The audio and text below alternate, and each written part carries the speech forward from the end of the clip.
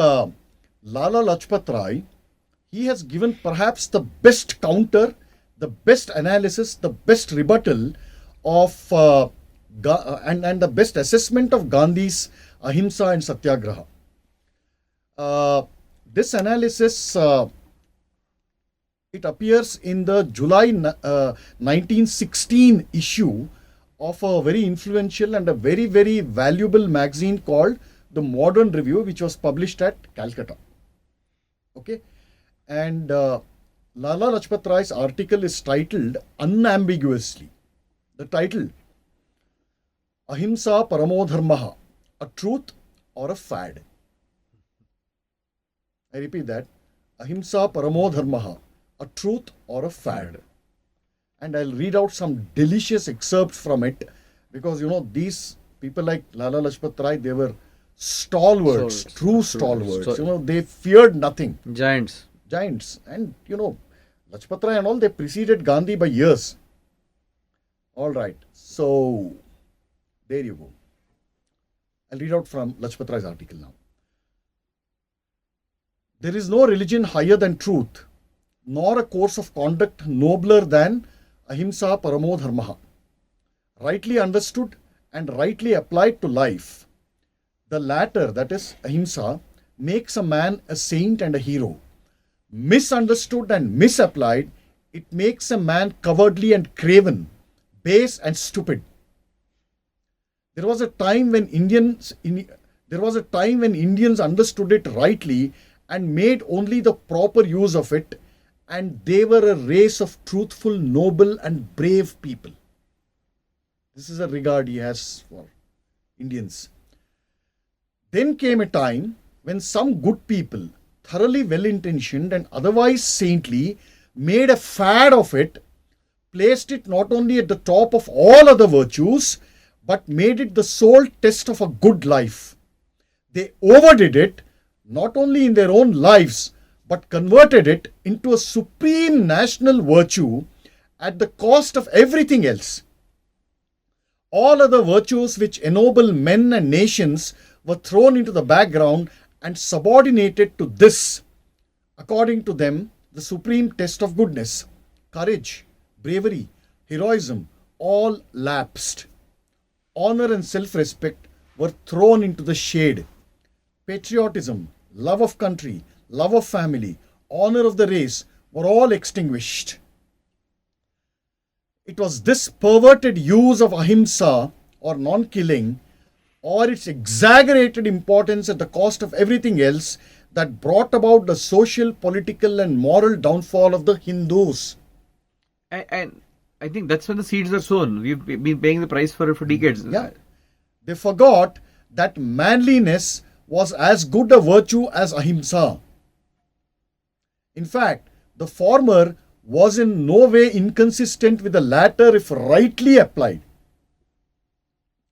They overlooked the fact that individual as well as national interests made it incumbent that the weak should be protected against the strong, and that the aggressor and the usurper, the thief and the scoundrel, the lustful villain and the infamous violator of women's chastity, the ruffian and the cheat, should be prevented from inflicting injustice and doing harm.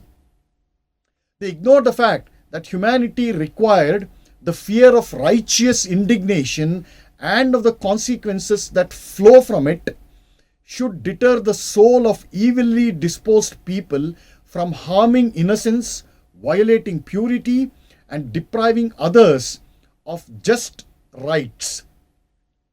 Ahimsa overdone and misapplied is a gangrene that poisons the system, enervates the faculties, and converts men and women into half lunatic, hysterical, unnerved creatures good for nothing that requires the energetic pursuit of noble ends and noble virtues. It converts men into monomaniacs and cowards. And then he makes a very, very beautiful point. The Tolstoyan ahimsa is a product of a few years only. Gandhi's half-baked ahimsa satyagraha was, among other things, inspired by Leo Tolstoy. Okay? But what powerful writing. I'm imagining him speaking. Exactly. Powerful oratory. Yeah. Next, Lala Lajpat Rai says this: Europe is a modern incarnation of the divine right to use force. It was good for Europe to have given birth to a Tolstoy, but the case of India is different. In India, we do not advocate force and violence for purposes of oppression or usurpation or aggression. India, I trust, will never come to this. But we cannot afford to be taught that it is sinful to use legitimate force for the purposes of self-defense or for the protection of our honor and the honor of our wives, sisters, daughters and mothers. Such a teaching is unnatural and pernicious. We condemn political assassinations. We condemn illegal or unlawful force in the attainment of a lawful object.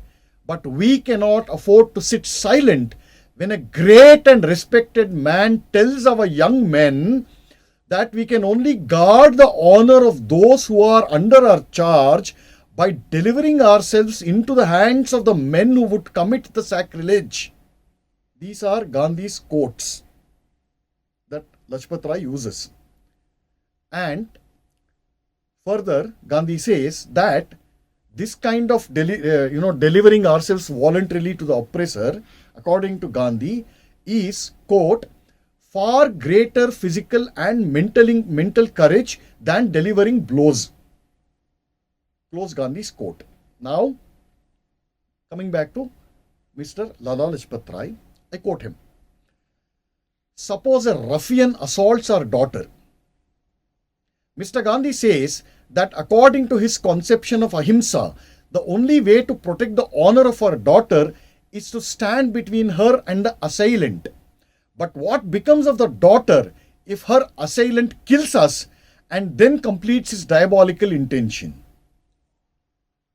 According to Mr. Gandhi, it requires greater mental and physical courage to stand still and let him do his worst than to try to stop him by matching our force against his. With great respect for Mr. Gandhi, this is meaningless. Then he continues. I mean, where have these guys gone, Parag? Seriously. And this